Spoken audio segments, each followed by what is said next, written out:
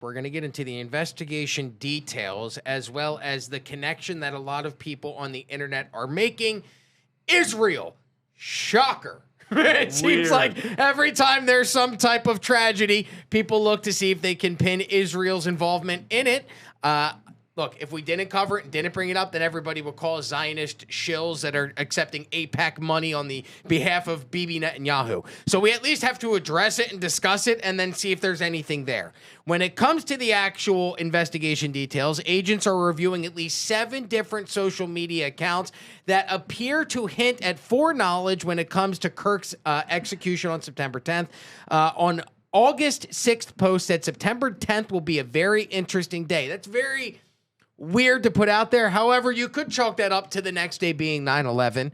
But why wasn't September 10th an interesting day for the previous 24 September 10ths that have happened since September 11th? There was a post. I'm not making up, and it wasn't fake, right? Of a dog smiling, and it said something big is going to happen at Charlie Kirk's event tomorrow. There's a September 3rd post joked about Charlie Kirk being shot on September 10th. One account also posted, "We effing did it" in the minutes after aftermath. Another TikTok video the night before, the night before the shooting, warned what's coming tomorrow. Some accounts appear linked to LGBTQAI plus subcultures. At least one followed suspect Tyler Robinson's roommate, reportedly his partner on TikTok. Spencer Cox said that Robinson was detained after his father turned him in. We already know all of that. Casings recovered from the actual scene of the shooting included wording like notice bulge, OWO, what's this? Hey fascist catch, Bella Ciao, and if you read this, you are gay, laughing my ass Bella off. Ciao are the lyrics to an Italian anti-fascist song from the 30s. People are trying to say it's part of a video game and not that reference, but it's an anti-fascist Italian song when they were fighting the Nazis back in. Yes. We can jump into what we already kind of covered earlier, but the firings, Connor, if you don't mind. A bunch of people have been fired. MSNBC fired Matthew Dowd for his on-air comments. Well, hold on a second. It's one thing that he got fired. See if they ever hire him back in any capacity. They're Play that clip real quick so we can see that, Connor. But following up on what was just said, he's been one of the most divisive, especially divisive younger figures in this, who is constantly sort of pushing this sort of hate speech or sort of aimed at certain groups. And I always go back to hateful thoughts lead to hateful words, which then lead to hateful actions. Jeez. Wow, that's like basically, hey, you want to talk the talk, they're gonna shoot you. No, it's like it results in hateful actions from us. So you better watch what you say. So be careful. Is this a warning? It's a fucking dog. Sorry, it's a dog whistle. It's a poorly, saying, hey, thinly veiled dog whistle. You're talking crap. Guess what? We'll kill you. But he's framing it in a way like, oh, if you do things and say bad things, then you'll lead to bad things. But it's actually like you say the wrong things and divisive. Divisive, my ass. The whole problem is that he was unifying, and that's why someone had to kill him. Decided they had to kill him. Good for the firing. Here in the state of Florida, Florida Education Commissioner announced reviews that could revoke teacher licenses for posts condoning the assassination. Other states and schools issued firings or investigations over similar remarks. I saw a story out today. Credit to Dave Portnoy and the people at Barstool Sports. Apparently, there was a Barstool Sports intern who was sending messages to Charlie Kirk's family in the aftermath of the shooting. Dave Portnoy cut him right there, fired. Goodbye. What see you were the later. nature of those messages? I don't know. Not nice? I can't imagine that he was sending his hopes and prayers and his thoughts and love. Why would you do that? Because you're an fucking evil. Because you You're have a fucking no soul. devil in your heart, bro. But why? Umberto, evil. I get more explanation. Evil disgusting. You get no joy out of creating because you create nothing, so you can only get joy out of destroying. I mean, that's Destroying, basically it. Creating evil. Right here, and you guys saw it. Pat was very clear. He was very clear. You celebrate someone's death, you're out. Anybody. That's it. He said it. We know where we stand, and he said it. That's it. Nancy Mace is trying to censure Ilhan Omar over her terrible take. Connor, could we play that video as well? Listen to her laugh. God, looks like an alien. is anybody watching this show? Look at the two most unlikable human beings on the planet. Is that Mokes. Charlie was someone who once said, guns save lives after a school shooting. Charlie was someone who was willing to debate and downplay the death of George Floyd in the hands of Minneapolis police. I think he called him a scumbag. Right, have no regard, downplay slavery and what Black people have gone through in this country by saying Juneteenth should never exist. And I think, there are a lot of people who are out there talking about him just wanting to have a civil debate. Complete rewriting of history. Yeah, there is nothing more effed up, than to completely pretend that his words and actions have not been recorded and in existence for the last decade or so. Okay. Instead of eulogizing him, when I first saw the clip, I was like, Charlie was a man that I was expecting like some sympathy, some understandings, a eulogizing. Not he was a man that said certain things. Therefore, his public execution is somehow justified. Only to people like Ilhan is a public execution justified because you don't like the words coming out of his mouth. You know what I love? Fired up Viva Fry. Oh no, no. I really enjoyed this version of you. Normally, you are a little bit, I wouldn't say laid back. You're not this fiery, and I understand why. But this passion that you're exhibiting right now, it's invigorating. I appreciate it. I have been having to apologize for swearing a lot. No, don't. Days, but don't. That's the whole point of this is I don't want apologies. I want free speech and this type of dialogue. But I love what you're saying. When it comes. Unfortunately, people aren't going to like what we're going to say next, which is the Israel connection. Everybody is talking about it on the internet. Yeah, before we go there, I want to put this to rest because this violence in both sides. Like, I'm just going to put this to rest once and for all. All right, like I'm going to name just a few of like the big leftist philosophers and leaders of thought that condone assassination. This is deep Marxist leftist lore. You have Mikhail Bakunin, anarchist. The passion for destruction is also creative passion. He was advocating for assassination. Sergei Nachev, also advocating for assassination. Karl Marx, all right? He was also advocating for assassination. Lenin also advocates and did a lot of assassination. Herbert Marcuse, a more modern thinker, also. Like in his books, he talks about assassinating. Like he believed that it was physical violence and then beating them intellectually. Franz Fanon, also a big thinker. If you ask in any college, you will know who it is. Also going for assassination. Then you have more on the list. Leon Trotsky, another guy that was all for assassination. Rosa Luxemburg, also for assassination. Che Guevara, and committed a lot of murder, also for assassination. Mao Zedong, he committed the biggest genocide in human history. Of his own people. Also for Joseph Stalin, the second biggest. All right. So don't give me this guy that they start blaming the victim. Don't give it to me. All right. Because I won't take it. And I love what Stephen Miller said, that we're going to go against them. And I'm open here. Mr. Miller, put me in. Give me a little budget, and I will track all these people down. This is unbelievable. When it comes to the Israel connection, I think we have to address the elephant in the room. Everywhere online is speculating that Israel was somehow involved in the execution of Charlie Kirk. They're pointing to a possible meeting that took place. I saw this yesterday. Candace Owens was saying that Bill Ackman had a meeting with Charlie Kirk in the Hamptons about possibly accepting a more Israeli pro stance or Israel pro stance when it comes to the work done at Turning Point USA. There were reports online. I cannot confirm or deny them. I don't know if you guys have seen them, but that apparently Benjamin Netanyahu had offered Charlie Kirk $150 million for Turning Point to be even more pro-Israel than some allege them to be. Have you guys seen any of these reports? I've heard the same reports. I mean, the issue is this, and I've heard the same theories, and the thing is, you can't blame people for entertaining those theories or for having those thoughts. You can maybe blame them for saying maybe wait a day, a week, maybe wait until after the funeral before you start hypothesizing and arguably exploiting, politicizing unjustly the murder of an individual. You have to steelman that argument because people are going to say, why on earth would Israel or anyone involved with Israel assassinate a man who had been their most vocal supporter? People are going to say, all right, well, he started questioning Israel. There were some interviews where, who was it from InfoWars a month ago said something along the lines that Israel's going to kill. Was it Owen Shroyer? It wasn't Owen Shroyer. It was the guy, I don't want to. He was fired for being too anti-Trump. No. That was also, I don't think that was true. But he prophesized that he has... Someone put out a video a month ago and it started going viral afterwards, and then he had to put out a video. It's like, I was just hypothesizing at the time.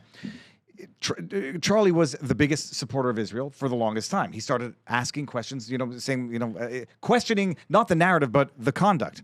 So you got to say, like, the idea that Israel would kill him publicly, not poison and make it look like an accident or something, would be to say, we got to get rid of him now before he can successfully change the minds against the state of Israel and cause us irreparable harm. So we try to buy him off, and we can't buy him off. We got to publicly kill him and then make it look like it was the trans community that did it. You can't. People are going to say, look, he started criticizing Israel, then this happens. Yeah, you're going to proximate speech to the act. He was also criticizing the trans movement. So it's selective based on the blinders that you're looking through. But the bottom line, to seriously accept that theory based on the evidence now, it involves either A or B, disregarding the evidence that you have right now, or assuming evidence that you don't have right now, or connecting dots and then saying publicly, it's my theory, it's my underlying belief because of the things I believe, but I can't yet definitively substantiate the theory. One of the things I thought about was, if Israel was behind this, is there any way Tyler Robinson would be alive today? Do you think Israel is going to let a guy shoot somebody else, set him up as a patsy, and then let that guy live? The fact that the guy is still... You're talking about, if not the United States having the most sophisticated surveillance agency in the world, the Mossad has got to be either first or second when it comes to the CIA/FBI. You think that if they were actually behind this, they're going to have somebody that can live to tell the tale? Dead man tell no tales. Yeah, but I mean, look what happened with, look at the photo right there. Where is that? Lee Harvey Oswald. Jack Rubenstein shoots him. Jack Rubenstein goes to prison alive. Meets Jolly West comes in there and Crazy. is a CIA psychiatrist. Dies of allegedly cancer. Talks to him and says afterwards, he lost his mind. He was injected with something, got cancer, and robbed. So I'm just, if we're gonna play devil's advocate, it's still too early to see how long this guy's gonna last. The Tyler, they have him under special housing. Special housing, but guess what? Yeah, so is Jeffrey So is Epstein. Jeffrey Epstein. So it's very, very early. But I could, like, if you have to. By the way, let's step back and see what the side of the Israel people are saying. The guy David Zinn, allegedly, is he George Ashkenazi? No, George. Zinn, is he Jewish? I don't think he's Jewish. In fact, I'm fairly certain he's not. I googled You're fairly certain. Okay, so he's not Jewish, but if you can, fact check that. But if you see what happened, so apparently, allegedly, they offered him the $150 million. They brought him to the Hamptons or somewhere. He said no. Then Bibi Netanyahu allegedly said, you have to come and do the Kiss the Wall tour. And he said no to that. Ben Shapiro is basically like, hey, I'm going to pick up that bloody mic and keep going. He's actually on Charlie's the show today, right now. yeah. Right now, they're on the show. The money, the Bill Ackman, Candace, them going back. Again, I want proof. I want hardcore proof because it's kind of weird. Like you said, you're going to pay so what this kid, and then they're saying allegedly, favorite word of the show, that Bill Ackman, and I think you fact checked this too, Bill Ackman promised $1 million for whoever brought the shooter forward. It was the father. So the father is supposed to get the reward. So it's all, I mean, you could see how somebody would go, wait a minute, and you're starting to connect it because, Bo, you have to, like, Charlie's so influential. If he started changing his tune and saying, no, and started criticizing Israel, Okay, it's not a good look. And before we go any further, and before people say that we're wearing tinfoil hats or that we're Zionists, because it'll go either way now. The audience is going to call us Zionists as well as wearing tinfoil hats. You're a conspiracy theory if you entertain it. You're a Zionist if you discuss it and then disregard it for the time being. After Charlie Kirk's execution, over 10,000 posts on X and other platforms pushed claims that Israel or the Mossad were involved. Oh, so Ian this Carroll, isn't just us I'm saying talking. what they're We're saying. talking about what is being said online. And then this clip comes out. Humberto, I'll go to you after we play this clip, but I want all of your reactions because we only have a few minutes left. This clip came out earlier this week. This is Tim Dillon interviewing the Gray Zone's Max Blumenthal, where they talk about the Kirk assassination as well as Donald Trump possibly being threatened or scared. Here, let's play this clip real quick. Does the President of the United States fear for his life? Of course he does. Yes. I mean, obviously he fears for his life. And I was told that he feared for his life before the 2 assassination attempts, one coming within a millimeter of striking his head.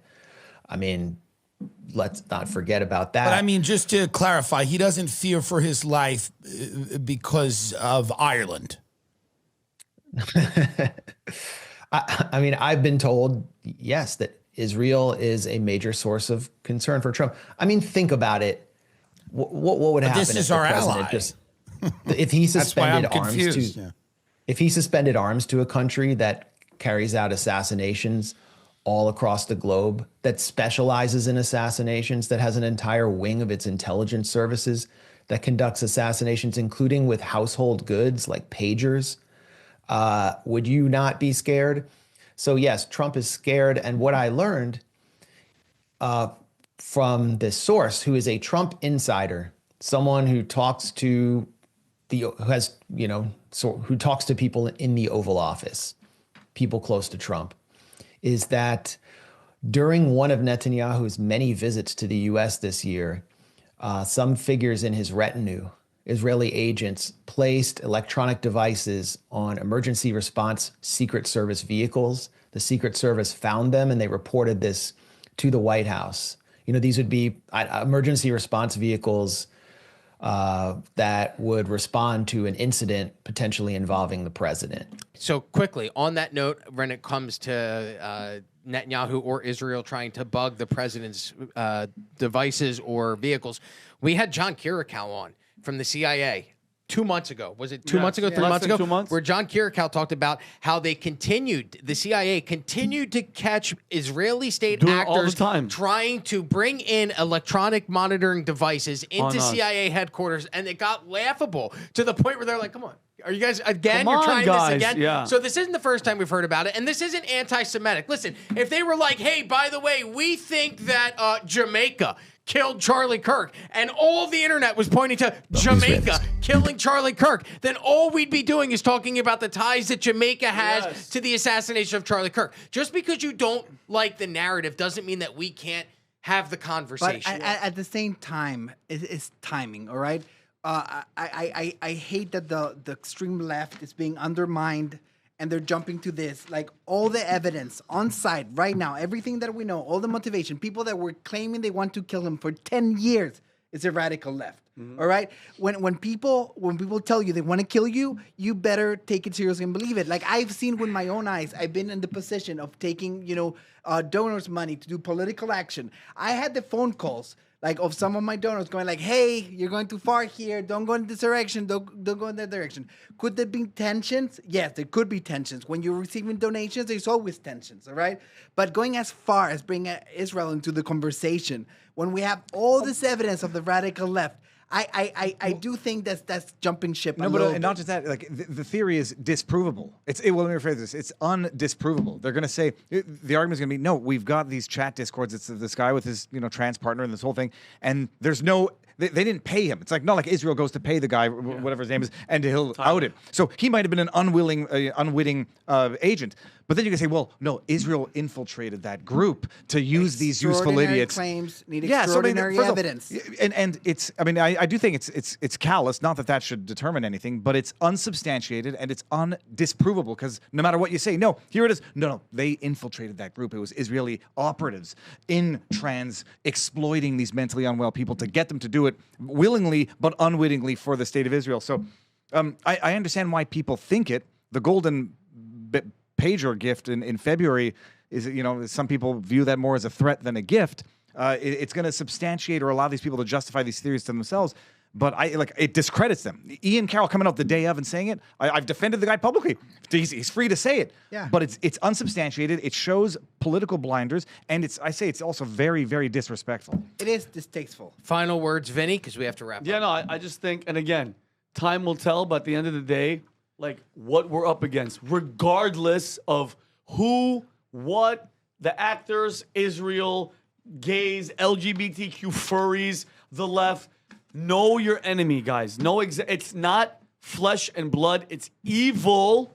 And once you know that, if we're going to go into a UFC fight, me and you, Dave, all right, you have to do research. Protect yourself at all times. Find out, Dave. You have to know if I'm jiu-jitsu, if I'm a grappler, if I'm a boxer. Because if you just walk in without doing your research on me, I'm gonna whoop your ass, plain and simple. So I think know what you're up against. Because people go, no, they wouldn't do that, or he wouldn't do that.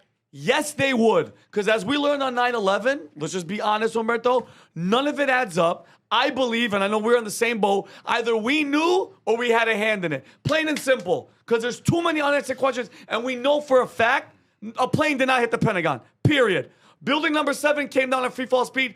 Never in the history a plane that wasn't hit by a building, the other two being the World Trade North and South Tower, It could not have happened. And what did it do? It got us into war with Iraq. They lied about the weapons of mass destruction. And then once they were there, they're like, we'll just change the name to the war. So don't ever underestimate the enemy, whoever it is. And again, none of us here, nobody there, nobody can say definitively right now. Okay, the only thing that we know for sure is that whoever pulled the trigger, whoever was behind this guy's ideology is evil. And all we have to do is pray to God, because we're going to win at the end. But I think there's going to be a hard time, guys. It's not going to stop. This isn't going to stop, because you're going to change those people. You're going to change the mother who's celebrating with her kid that this guy was murdered. No way, Rob. The only way that's going to stop it is God. Plain and simple. You have to change the hearts and the minds of the people. And guess what? They're too far gone. Vinny, we haven't gotten answers since Lincoln. It's always the same thing. Yeah. Crazy guy with a gun. Yeah. Crazy guy with a gun. We're never going to find out. So if you like this clip, click right here. And if you want to see more like it, click right here. Stay angry, Patriots.